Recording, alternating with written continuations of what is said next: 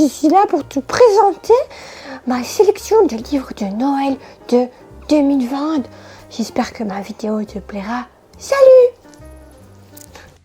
Salut à tous, j'espère que vous allez bien. Re-bienvenue dans cette nouvelle vidéo YouTube. Comme vous voyez un petit peu le décor, le petit setup et ce magnifique pull. De quoi va-t-on parler aujourd'hui? À votre avis? Non, on va pas parler de Pâques, mais non, on va parler de Noël, bien entendu. Aujourd'hui, on se retrouve dans ce mini setup de Noël pour vous présenter ma sélection de livres de Noël, les romances de Noël que j'ai lues jusqu'à présent et dont je voulais vous parler. Donc, c'est parti, je vais vous présenter ça tout de suite. Bref, si vous me suivez, je suis super contente de faire cette vidéo. J'en profite qu'il y ait un petit rayon de soleil pour vous filmer dans mon salon, bien au chaud, en face de mon poêle à pellets. Voilà. On va commencer sans plus attendre avec le premier livre que j'ai lu. Je voulais juste vous faire un petit débrief de la situation.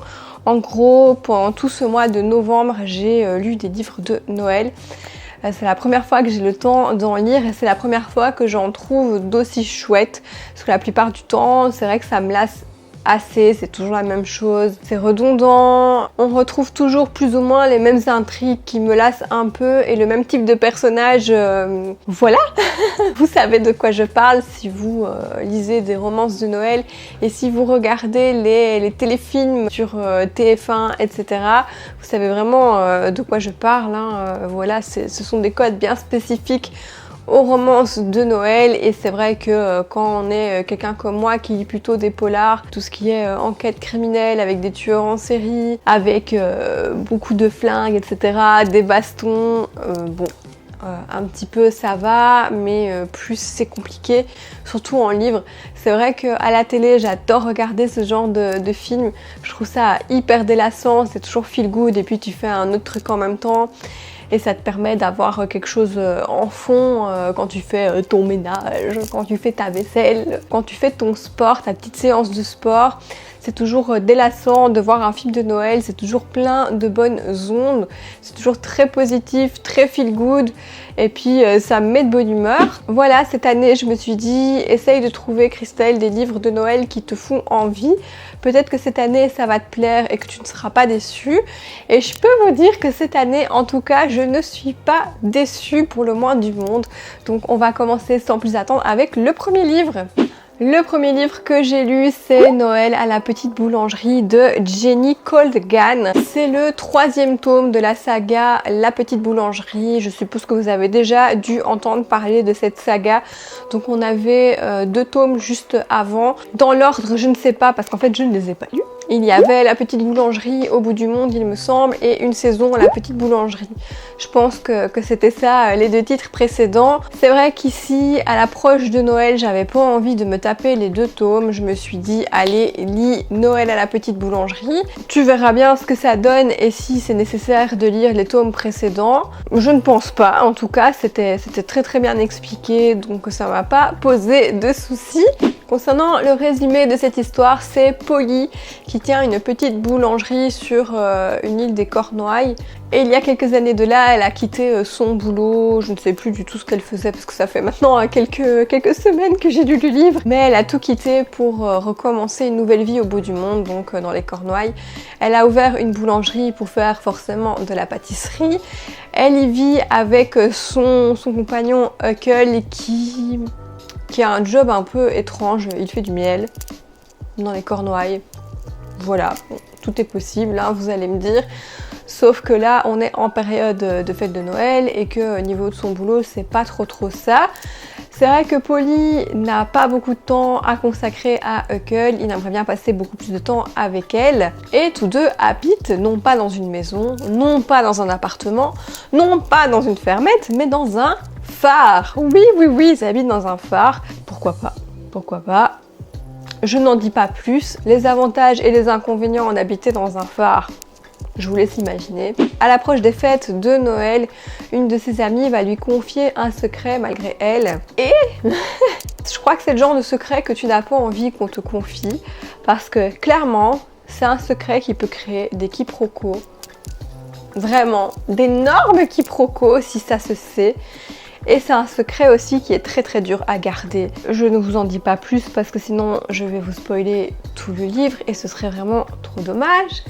Et à côté de ça, elle va faire la rencontre d'une personne aussi qui va jouer un rôle assez important dans sa vie. Il faut savoir que Polly n'est pas du tout proche de sa famille. Sa maman est restée habiter je ne sais plus où, je ne sais plus si c'est à New York, en Amérique. Vous voyez, j'ai pas pris de notes pendant ma lecture et je ne m'en souviens plus. Mais sa maman, c'est une mère célibataire. Polly n'a jamais connu son père et sa maman ne fait pas d'efforts pour sortir, côtoyer du monde, etc. Donc c'est vrai qu'elles se voient très très peu et qu'elles ont une relation pas très très fusionnelle et pas très très très proche. Et donc elle va faire une rencontre qui va bouleverser sa vie, plus le secret de son amie qu'elle doit garder bien au chaud, mais est-ce qu'elle va réussir à le garder? On ne sait pas. Si vous avez lu en tout cas les 2 premiers, je vous conseille de lire le 3e. Si vous êtes juste curieuse, vous pouvez lire aussi juste ce tome-là, pourquoi pas, comme je l'ai fait, ça n'a pas posé de soucis. Tout est bien expliqué, ce qui s'est passé dans les tomes précédents, donc pour ça on arrive vraiment à suivre les personnages. Concernant mon avis, écoutez, oui c'était une petite romance de Noël, toute douce, toute mignonne, mais je n'ai pas été hyper accaparée et je ne suis pas vraiment rentrée dans l'histoire. Et je ne sais pas pourquoi, c'est vraiment quelque chose qui m'étonne, je ne comprends pas. Durant cette lecture, je ne me suis pas vraiment attachée à un ou l'autre personnage, je ne sais pas pourquoi. Il y a quelque chose au niveau du travail, de l'écriture de ces personnages qui ne m'a pas attirée, et je ne sais pas comment vous expliquer, tout était très bien écrit, ça se lit vite.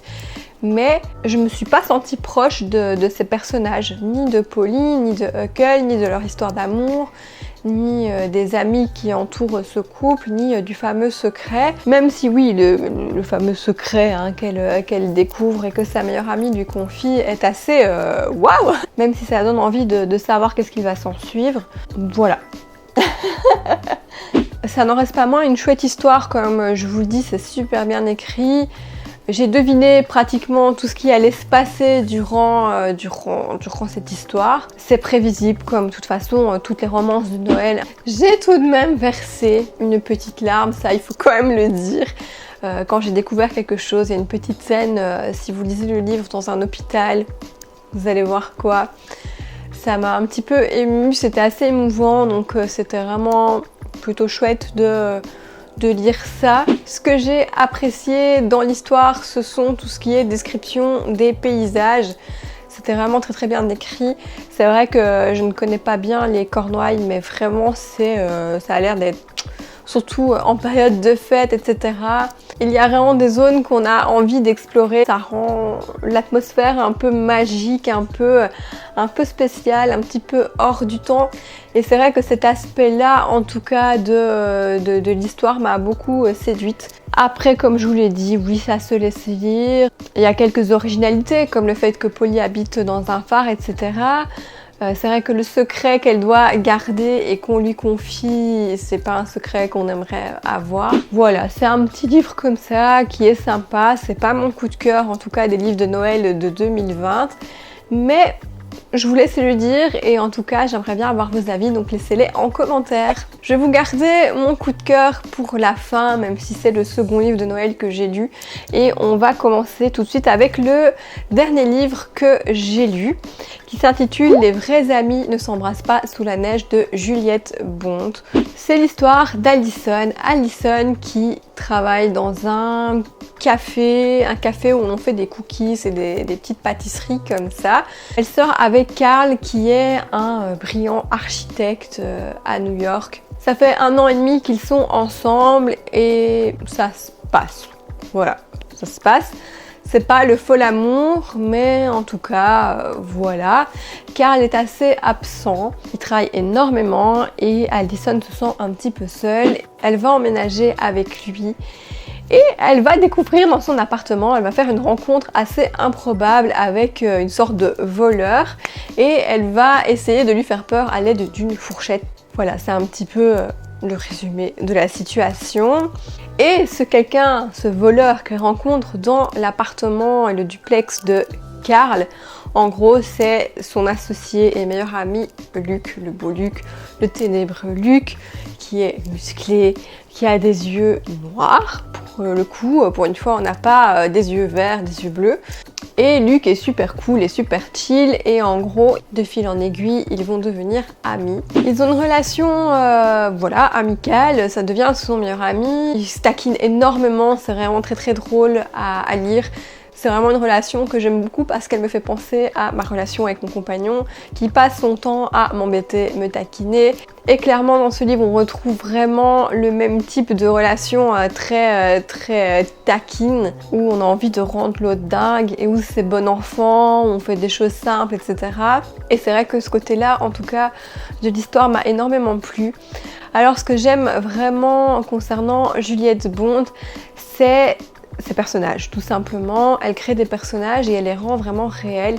Ils ont chacun une identité propre, un physique propre, avec des envies propres et aussi un discours, une manière de parler qui leur ressemble et qui est bien à eux.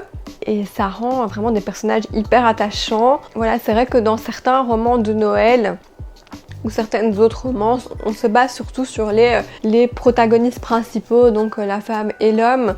On développe pas vraiment les personnages secondaires et dans les romans de Juliette Bond, elle développe justement ces personnages secondaires et ça rend les échanges, etc.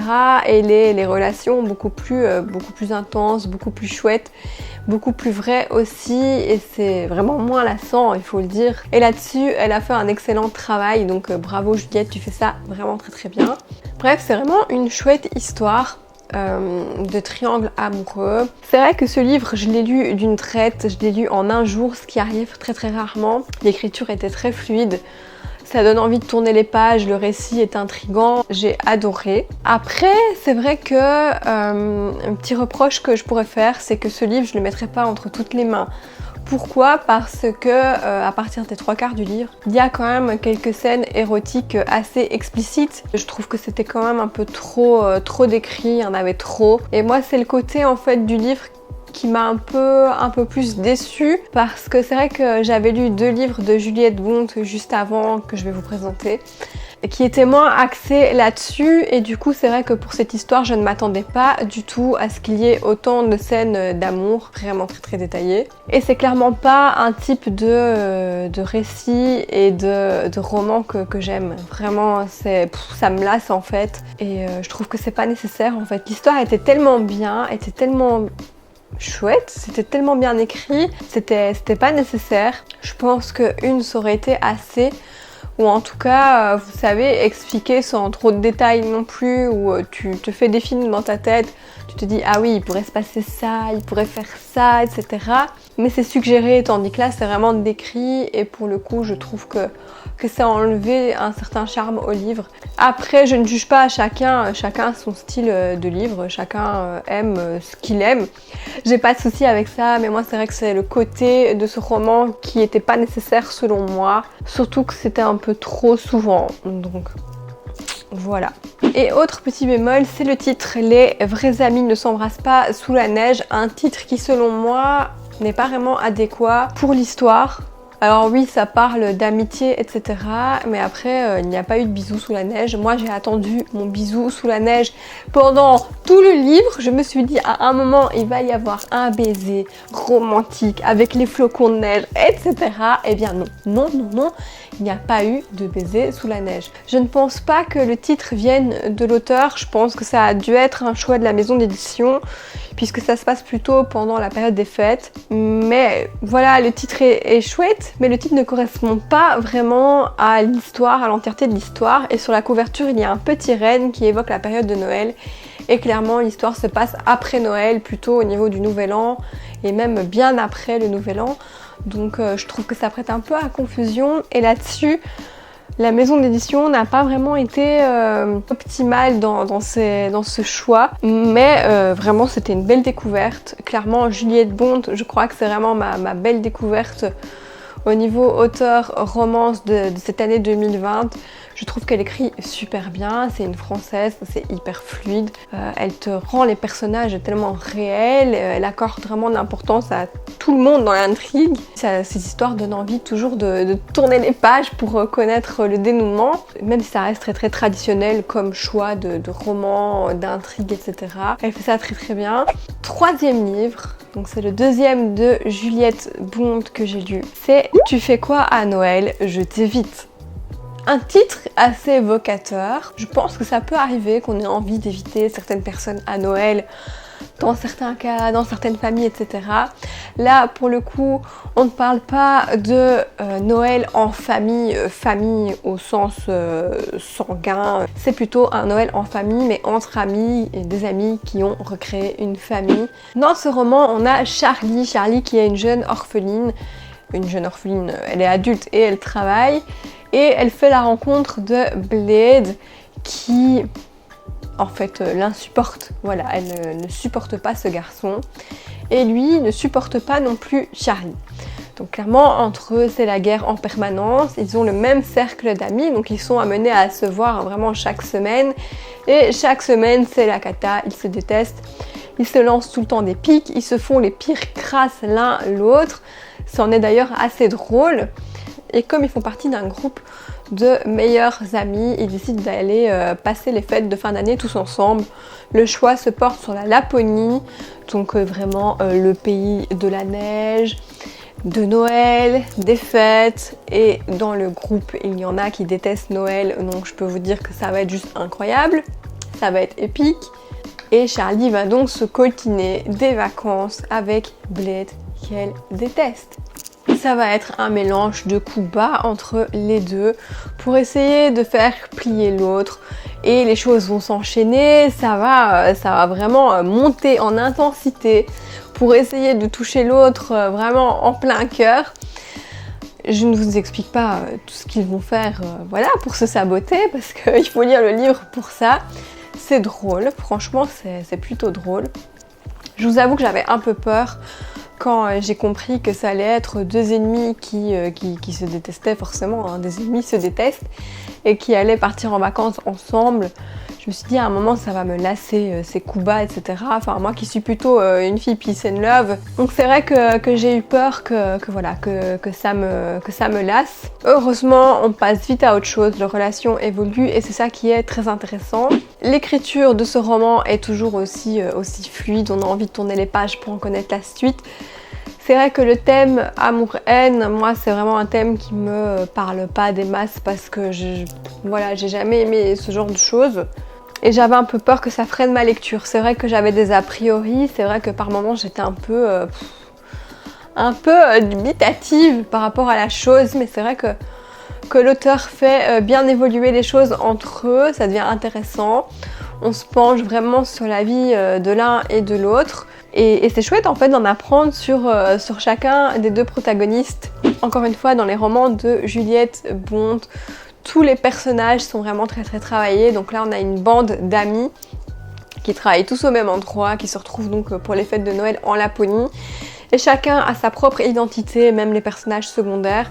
On sait des choses qu'ils vivent, on suit ces choses qu'ils vivent eux aussi, leurs histoires d'amour, leurs histoires de cœur. Voilà, ils ont chacun leur personnalité différente, leur look différent, et ça rend le récit beaucoup plus riche. Alors malgré le fait que j'ai pas été hyper attirée par ce groupe d'amis, qui est très bien construit, qui est vraiment très très riche au niveau des descriptions, etc. Ça n'empêche pas moins que j'ai quand même adoré ce livre. Vraiment, tout est très très bien amené. Il y a quelques moments que j'ai vraiment adoré, où Charlie et Blade se retrouvent ensemble. Voilà, je ne dirai pas ce qui s'est passé, mais c'était vraiment très très cool, vraiment très très chouette. La fin est tout aussi chouette, franchement. Je pensais que ça allait être le livre qui allait le moins me plaire et finalement je l'ai vraiment bien aimé. Donc je vous le conseille. Juste une petite chose pour le coup, là clairement il y a quasiment pas de passage érotique, voilà. Je dis ça, je dis rien. Dernier livre, et c'est mon coup de cœur de ces livres de Noël que j'ai lus pour 2020. C'est Mon ex, sa copine, mon faux mec et moi de Juliette Bond. En fait, c'est vraiment le premier livre que j'ai lu de l'auteur et c'est mon coup de cœur. C'était hilarant. Clairement, ce livre était hilarant. On a Chloé Martin qui travaille dans une agence de voyage qui est clairement pas faite pour ça. Elle n'est pas professionnelle pour un sou, elle arrive tout le temps en retard et pour se venger, son patron lui offre un voyage dans un des hôtels partenaires de l'agence de voyage. Elle se dit génial, trop cool, je vais partir dans les Caraïbes, ça va être génial, sauf que non, pas du tout. Elle est envoyée en Savoie pour faire du ski dans un hôtel miteux. Et rien ne va se passer comme prévu. Quand je vous dis rien, c'est rien. Elle va vivre des situations vraiment hyper drôles, mais j'ai tellement ri. J'adore ce personnage, Chloé, vraiment, elle est exceptionnelle. C'est mon personnage préféré, vraiment. Je peux vous dire, je vous conseille ce livre parce que c'est trop drôle. Et alors là-bas, elle va faire la rencontre de son ex qui est fiancé avec la fille avec qui il l'a trompée. Est-ce que vous vous rendez compte? Donc, voilà, il va se passer tout un tas de choses entre eux, etc. Je vous en dis pas plus. Et une chose très importante, c'est que Chloé, dans le train qui l'amène en Savoie, elle va faire la rencontre d'un gars assez hautain et détestable qui s'appelle Nick et qu'elle va recroiser après par la suite durant son séjour au ski, qui va aussi la sauver de certaines situations. Et ça va vraiment être très cool, clairement. C'est que des malentendus, des quiproquos, des situations ridicules, rocambolesques. Chloé est hyper maladroite et les situations qui en découlent sont juste très chouettes.